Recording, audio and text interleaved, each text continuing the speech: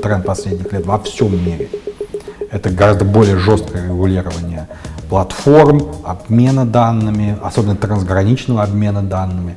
Это иногда завязано на вопрос там, приватности, сохранения личных данных, но по сути это такая торговая война на уровне обмена данными, потому что сейчас это становится гораздо более важным, чем торговля товарами.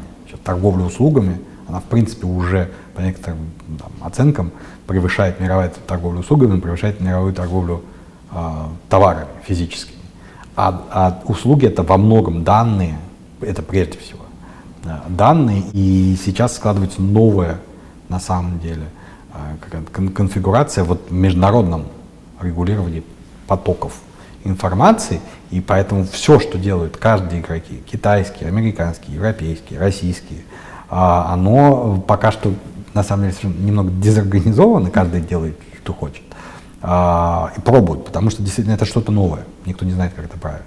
Но мое предсказание, что в ближайшие там несколько лет это будет некая попытка гармонизировать и найти общие подходы, потому что подходы на самом деле не могут сильно отличаться между разными странами. В торговле товарами ВТО там делают какие-то единые правила. Вот, скорее всего, с регулированием цифровых платформ и так далее будет то же самое. В итоге мы придем к тому, что есть какое-то примерное понимание на международном уровне, как это регулируется, и за этим следят, чтобы не поставить платформу одной страны в неравное конкурентное преимущество перед платформой другой страны. Ну, дальше есть подозрение, что на самом деле, конечно, мы будем жить в мире, в котором будут в очень многих сферах это действительно будут доминировать платформы и очень малое количество платформ.